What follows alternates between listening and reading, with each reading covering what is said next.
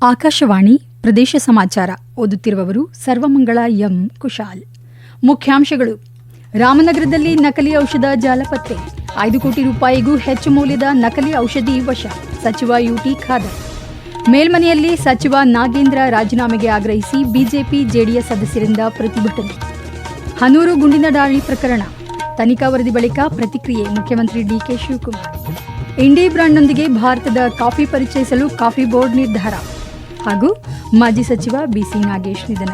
ಮುಖ್ಯಮಂತ್ರಿ ಸೇರಿದಂತೆ ಹಲವು ಗಣ್ಯರಿಂದ ಅಂತಿಮ ದರ್ಶನ. ರಾಮನಗರ ಜಿಲ್ಲೆಯಲ್ಲಿ ಬಹುರಾಷ್ಟ್ರೀಯ ಔಷಧ ಕಂಪನಿಗಳ ಲೇಬಲ್ಗಳನ್ನು ಹೊಂದಿರುವ ನಕಲಿ ಔಷಧಗಳನ್ನು ಒಳಗೊಂಡ ಜಾಲವೊಂದು ಪತ್ತೆಯಾಗಿದೆ.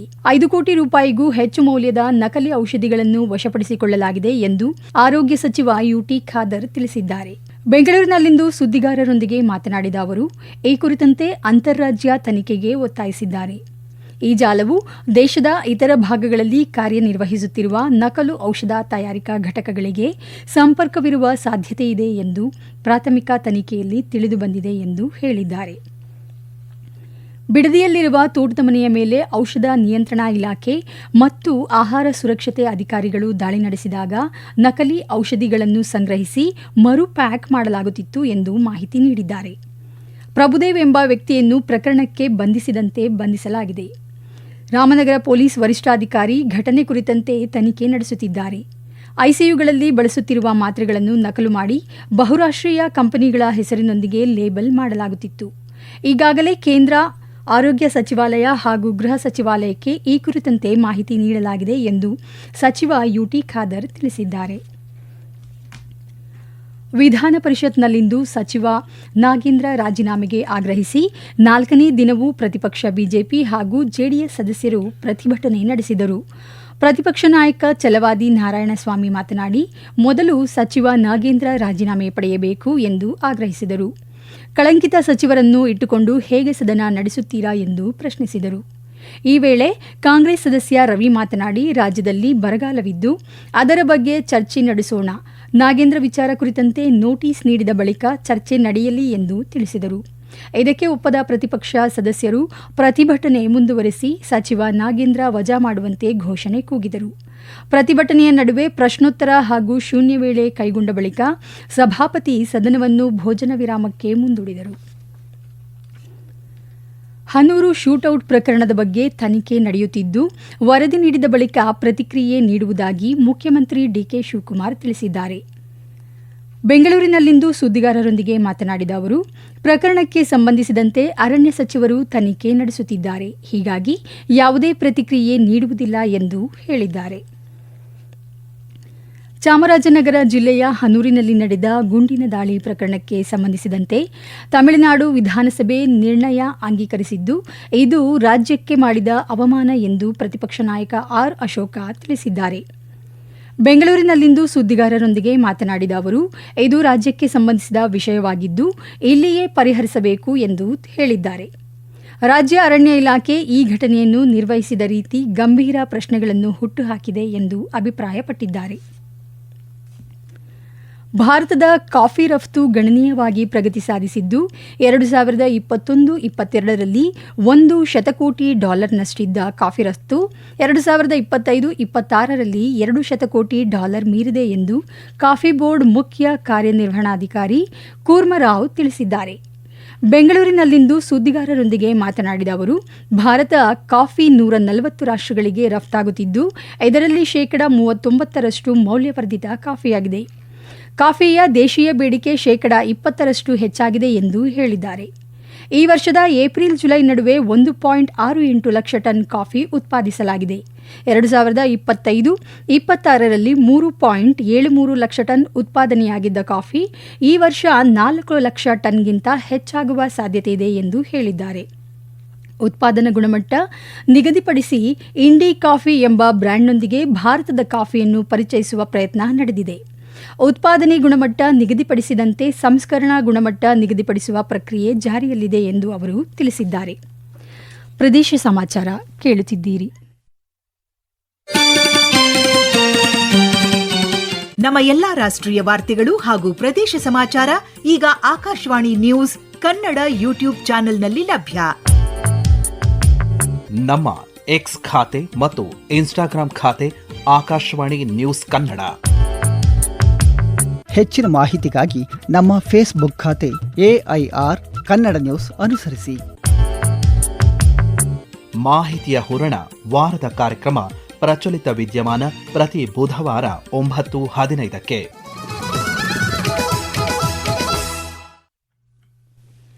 ಮಾಜಿ ಸಚಿವ BC ನಾಗೇಶ್ ಕಳೆದ ರಾತ್ರಿ ನಿಧನ ಹೊಂದಿದ್ದಾರೆ. ಮುಖ್ಯಮಂತ್ರಿ DK ಶಿವಕುಮಾರ್ ಇಂದು ಪಾರ್ಥಿವ ಶರೀರದ ಅಂತಿಮ ದರ್ಶನ ಪಡೆದರು. ಬಳಿಕ ಮಾತನಾಡಿದ ಅವರು, ಶಿಕ್ಷಣ ಕ್ಷೇತ್ರದಲ್ಲಿ ಶಿಸ್ತು ತರಲು ನಾಗೇಶ್ ಪ್ರಯತ್ನಿಸಿದ್ದರು. ಸರ್ಕಾರಿ ಗೌರವಗಳೊಂದಿಗೆ ಅವರ ಅಂತ್ಯಕ್ರಿಯೆ ನಡೆಸಲು ಸರ್ಕಾರ ನಿರ್ಧರಿಸಿದೆ ಎಂದು ತಿಳಿಸಿದರು. ಬೆಂಗಳೂರಿನ ಪಕ್ಷದ ಕಚೇರಿಯಲ್ಲಿ ಬಿಜೆಪಿ ರಾಜ್ಯಾಧ್ಯಕ್ಷ BY ವಿಜಯೇಂದ್ರ, ಪ್ರತಿಪಕ್ಷ ನಾಯಕ R ಅಶೋಕ, ಮಾಜಿ ಸಚಿವ CT ರವಿ ಸೇರಿದಂತೆ ಹಲವು ಗಣ್ಯರು ಪಾರ್ಥಿವ ಶರೀರದ ಅಂತಿಮ ದರ್ಶನ ಪಡೆದರು. ಸಾಮಾಜಿಕ ಜಾಲತಾಣದಲ್ಲಿ ಪೋಸ್ಟ್ ಮಾಡಿರುವ ಕೇಂದ್ರ ಸಚಿವ ಪ್ರಹ್ಲಾದ್ ಜೋಶಿ, BC ನಾಗೇಶ ಅವರು ಶಿಕ್ಷಣ ಕ್ಷೇತ್ರದಲ್ಲಿ ಜಾರಿಗೆ ತಂದ ಹಲವು ಸುಧಾರಣೆಗಳು ಮತ್ತು ಸಂಘಟನಾ ಕೌಶಲ್ಯ ನೆನಪಿನಲ್ಲಿ ಉಳಿಯುವಂಥದ್ದು ಎಂದು ಸ್ಮರಿಸಿದ್ದಾರೆ. ಮಾಜಿ ಶಿಕ್ಷಣ ಸಚಿವ ಹಾಗೂ ತಿಪಟೂರು ಕ್ಷೇತ್ರದ ಮಾಜಿ ಶಾಸಕ BC ನಾಗೇಶ್ ನಿಧನಕ್ಕೆ ವಿಧಾನಸಭೆಯಲ್ಲಿಂದು ಭಾವಪೂರ್ಣ ಶ್ರದ್ಧಾಂಜಲಿ ಸಲ್ಲಿಸಲಾಯಿತು. ಕಲಾಪ ಆರಂಭವಾಗುತ್ತಿದ್ದಂತೆ ಸಭಾಧ್ಯಕ್ಷ GS ಪಾಟೀಲ್ BC ನಾಗೇಶ್ ನಿಧನದ ವಿಚಾರವನ್ನು ಸದನಕ್ಕೆ ತಿಳಿಸಿದರು.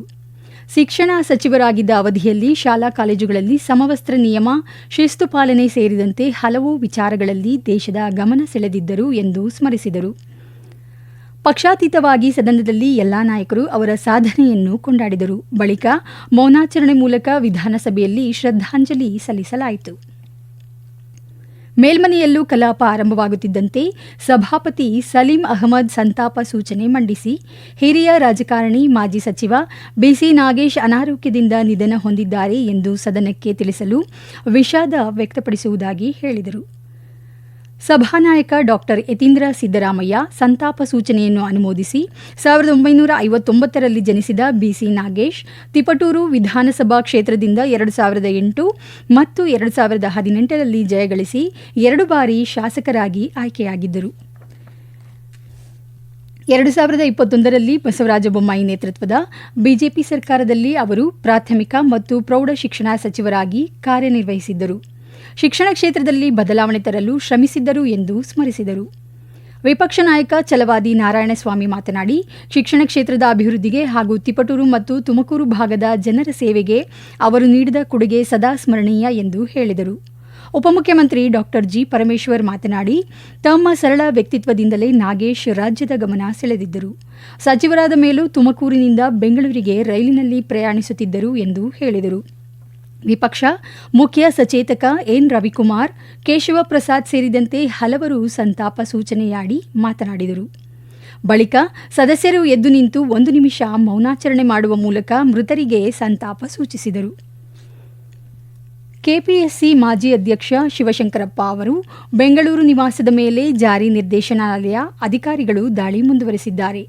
ಕಳೆದ 26 ಗಂಟೆಗಳಿಂದ ದಾಳಿ ಮುಂದುವರೆದಿದೆ. ಬೆಂಗಳೂರಿನ ಡಾಲರ್ಸ್ ಕಾಲೋನಿಯಲ್ಲಿರುವ ಶಿವಶಂಕರಪ್ಪ ಅವರ ನಿವಾಸದಲ್ಲಿ ನಿನ್ನೆ ತಡರಾತ್ರಿವರೆಗೆ ಶೋಧ ಕಾರ್ಯ ಮುಂದುವರೆದಿತ್ತು. ಕೆಪಿಎಸ್ಸಿ ಪಶು ವೈದ್ಯಾಧಿಕಾರಿಗಳ ನೇಮಕಾತಿಯಲ್ಲಿ ನಡೆದ ಆರ್ಥಿಕ ಅಕ್ರಮಗಳ ಹಿನ್ನೆಲೆಯಲ್ಲಿ ಜಾರಿ ನಿರ್ದೇಶನಾಲಯದ ಅಧಿಕಾರಿಗಳು ದಾಳಿ ಮುಂದುವರೆಸಿದ್ದಾರೆ. ಇನ್ನೊಂದು ಬೆಳವಣಿಗೆಯಲ್ಲಿ ಕೆಪಿಎಸ್ಸಿ ಅಧ್ಯಕ್ಷ ಶಿವಶಂಕರಪ್ಪ ಎಸ್ ಸಾಹುಕಾರ್ ಅವರಿಗೆ ನೀಡಲಾದ ಅಮಾನತು ಆದೇಶವನ್ನು ಹೈಕೋರ್ಟ್ ರದ್ದುಗೊಳಿಸಿದೆ. ಮುಖ್ಯಮಂತ್ರಿ DK ಶಿವಕುಮಾರ್ ಹಾಗೂ ಮಾಜಿ ಮುಖ್ಯಮಂತ್ರಿ ಸಿದ್ದರಾಮಯ್ಯ ನವದೆಹಲಿ ಪ್ರವಾಸ ಕೈಗೊಂಡಿದ್ದಾರೆ. ಉಭಯ ನಾಯಕರು ಇಂದು ನವದೆಹಲಿಯಲ್ಲಿ ನಡೆಯಲಿರುವ ಕಾಂಗ್ರೆಸ್ ಕಾರ್ಯಕಾರಿಣಿ ಸಭೆಯಲ್ಲಿ ಭಾಗವಹಿಸಲಿದ್ದಾರೆ. ಕೊನೆಯಲ್ಲಿ ಮತ್ತೊಮ್ಮೆ ಮುಖ್ಯಾಂಶಗಳು.